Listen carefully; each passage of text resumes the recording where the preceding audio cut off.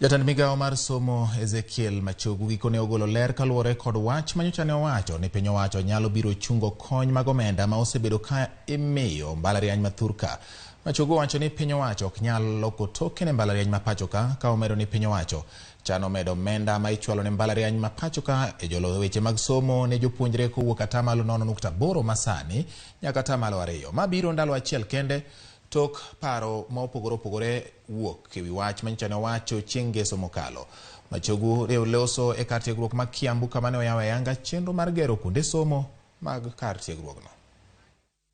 Government is supporting universities, and the government will be able to continue supporting universities through capitation